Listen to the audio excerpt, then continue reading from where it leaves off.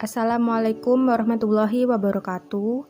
Saya Mutiara Amalia Putri, NIM 19 03211000008 dari kelas Ekonomi Mikro 2B.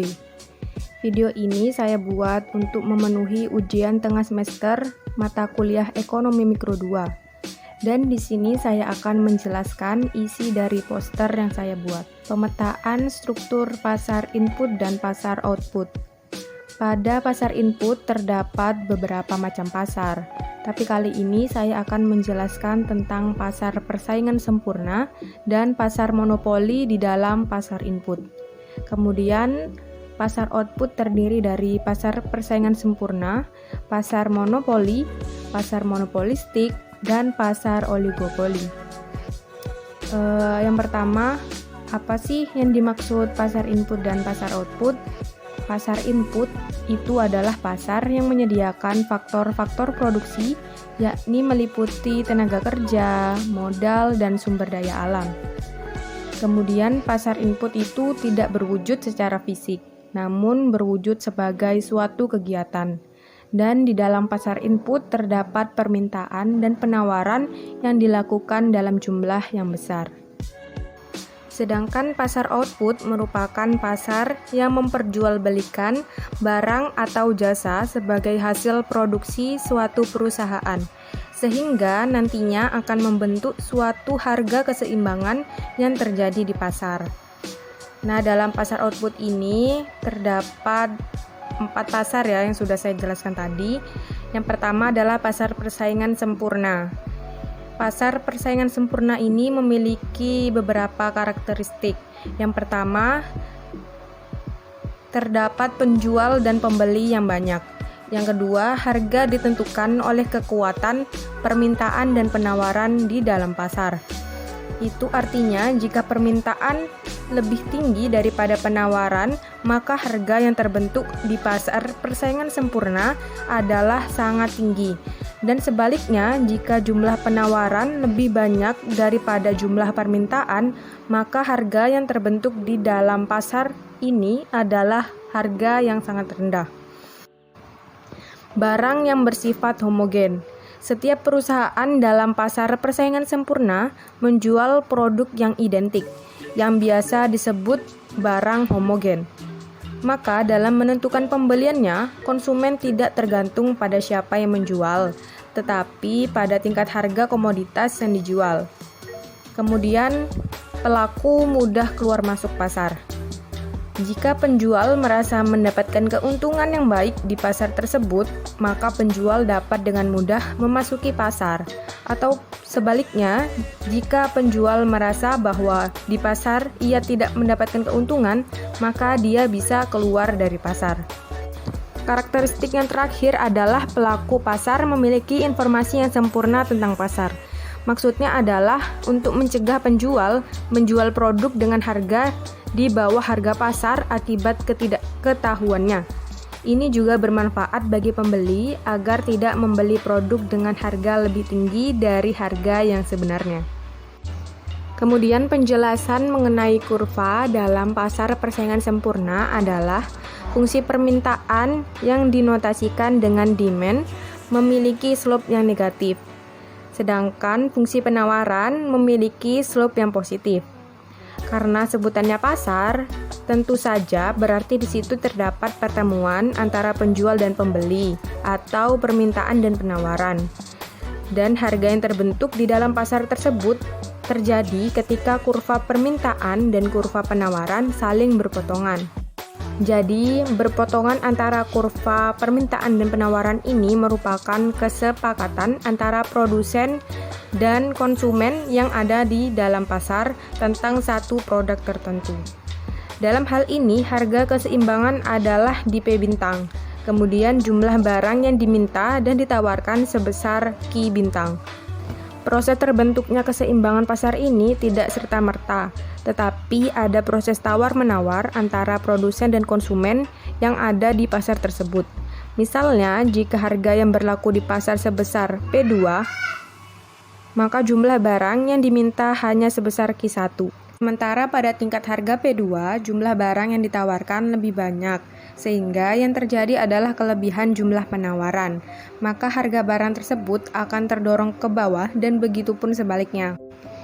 Yang kedua adalah pasar monopoli, yang memiliki karakteristik pertama, hanya ada satu penjual yang akan menyebabkan pembeli tidak dapat beralih ke penjual lain meskipun merasa dirugikan dengan harga yang ditetapkan, sehingga akan menyebabkan pasar monopoli memiliki pembeli yang banyak, seperti ciri yang kedua yakni banyak pembeli.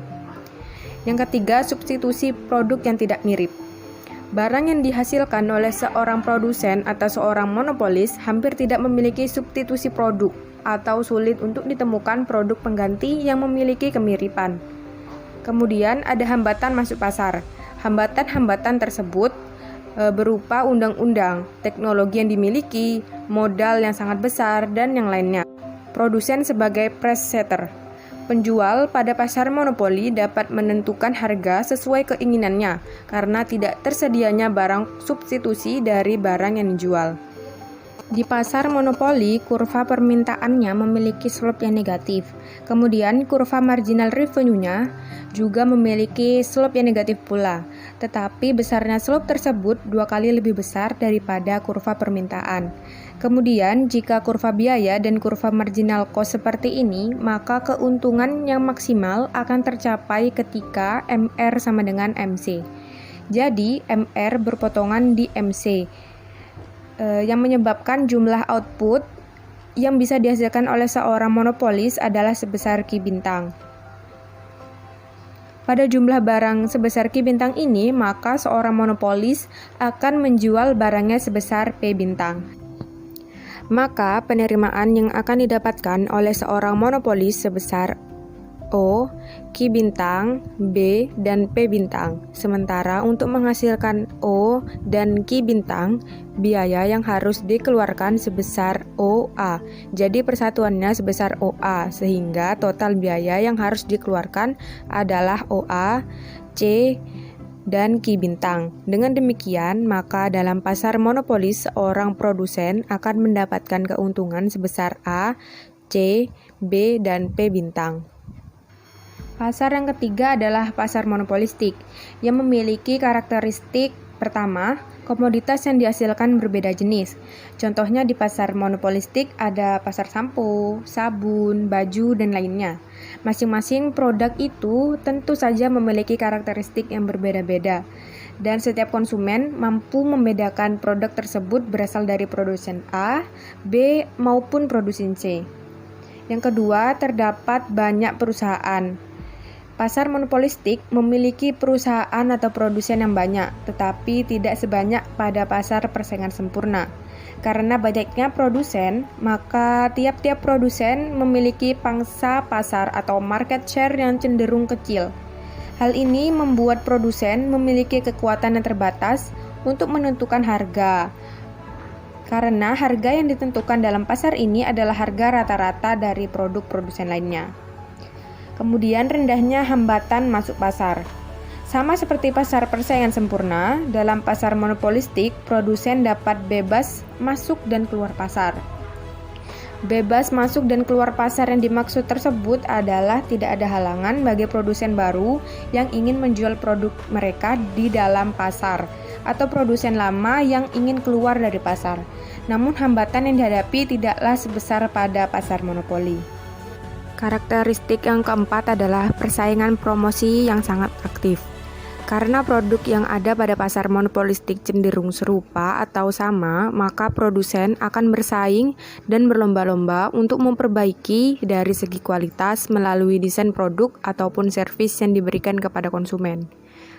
Kemudian harga, serta cara pemasaran produk mereka masing-masing. Produsen harus meyakinkan konsumen bahwa produk mereka adalah produk yang memiliki high quality. Oleh sebab itu, untuk meyakinkan konsumen, produsen harus melakukan trik pemasaran yang tepat, seperti membuat kemasan yang lebih mewah, memberikan insentif seperti bonus produk lain, ataupun melalui iklan-iklan yang menyatakan bahwa produk mereka lebih baik dibandingkan produk lain yang serupa. Karakteristik yang terakhir ialah perusahaan mempunyai sedikit kekuasaan untuk mempengaruhi harga. Hal ini disebabkan karena jumlah perusahaannya cukup banyak, sehingga kalaupun perusahaan tersebut memiliki kekuasaan untuk menentukan harga, tetapi kekuasaannya sangat tidak mutlak, seperti yang terjadi pada pasar monopoli. Dan bentuk kurva dari pasar monopolistik mirip dengan pasar monopoli. Hanya saja perbedaannya adalah kurva permintaan pada pasar monopolistik lebih elastis dibandingkan dengan pasar monopoli. Kemudian lereng kurva permintaannya lebih landai dibandingkan dengan pasar monopoli. Kemudian keuntungan seorang monopolistik akan terbentuk jika terjadi persamaan antara marginal cost dengan marginal revenue. Dapat dilihat dari kurva monopolistik ini, marginal cost-nya dan marginal revenue-nya bertemu pada titik E. Maka jumlah barang yang dihasilkan oleh monopolistik sebesar Ki bintang. Sementara jumlah harganya, harga yang akan dijual adalah ditarik dari Ki bintang ke kurva permintaan harga yang akan dijual oleh produsen sebesar P bintang. Sementara seorang monopolistik akan menghasilkan produk Ki bintang dengan biaya sebesar O per satuannya, sehingga jika ditotal merupakan total biaya yang dikeluarkan oleh seorang monopolistik sebesar O, Ki bintang, B, dan C, sehingga keuntungan yang didapatkan oleh seorang monopolistik adalah C, P bintang, A, dan B. Keempat adalah pasar oligopoli. Memiliki karakteristik pertama, terdiri dari beberapa perusahaan, yakni umumnya kurang dari 10 dengan banyak pembeli di pasar.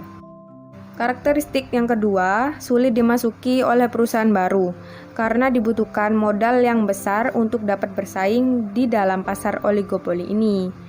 Selain itu juga dikarenakan image dari perusahaan lama yang terbangun lebih kuat dengan mempunyai banyak pembeli dibandingkan perusahaan baru yang menawarkan produk serupa namun pembelinya tidak tahu kualitas dari barang tersebut. Karakteristik yang ketiga yakni banyak pembeli. Yang keempat, periklanan sangat aktif dan intensif. Persaingan terutama melalui promosi besar-besaran serta perang harga.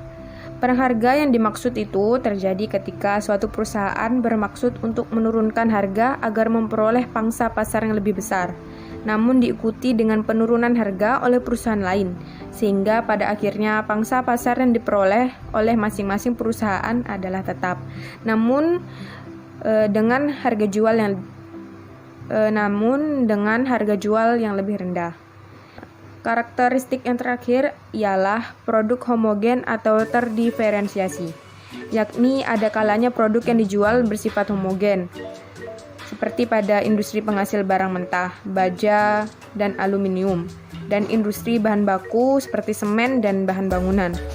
Dan ada kalanya juga memproduksi barang yang berbeda corak, seperti pada industri barang jadi seperti mobil, handphone, kamera, pesawat terbang, dan lain-lain. Penjelasan mengenai kurva oligopoli yakni kurva D1 menggambarkan permintaan yang dihadapi oleh perusahaan dalam pasar oligopoli bila dimisalkan perusahaan lain tidak melakukan perubahan harga meskipun perusahaan pertama melakukannya. Sedangkan D2 merupakan permintaan yang dihadapi oleh perusahaan dalam pasar oligopoli bila dimisalkan perubahan harga yang dilakukannya diikuti oleh langkah yang sama oleh perusahaan lainnya. Ketika seorang oligopolis menetapkan kenaikan harga sebesar 10%, maka ia akan kehilangan permintaan sebesar lebih dari 10%, sehingga Q1 akan bergerak menuju Q3. Begitupun sebaliknya, jika seorang oligopolis menurunkan harganya sebesar 10%, maka ia akan memiliki pertambahan permintaan lebih sedikit dari 10%. Selanjutnya, pasar persaingan sempurna. Di dalam pasar input terdapat beberapa faktor yang harus diperhatikan untuk menentukan jumlah pemakaian tenaga kerja, yaitu tambahan biaya yang harus dikeluarkan oleh perusahaan karena adanya penambahan penggunaan tenaga kerja, tambahan penerimaan dari pemakaian tenaga kerja pada saat perusahaan melakukan kegiatan produksi. Berlaku kaidah teori produksi, yaitu hukum Law of Diminishing Return, yaitu penambahan pemakaian tenaga kerja yang terus-menerus menyebabkan kenaikan produksi, yang pada titik tertentu kenaikan produksinya akan semakin berkurang. Kemudian, permintaan tenaga kerja di pasar input dalam pasar monopoli. Perusahaan ini memiliki tujuan untuk mendapatkan keuntungan secara maksimal, serta akan terus menambah jumlah pemakaian inputnya sepanjang tambahan penerimaan yang diperoleh dari penambahan input tersebut masih lebih besar dari biayanya. Nah, itu dia penjelasan yang dapat saya sampaikan. Kurang lebihnya, saya mohon maaf. Terima kasih. Wassalamualaikum warahmatullahi wabarakatuh.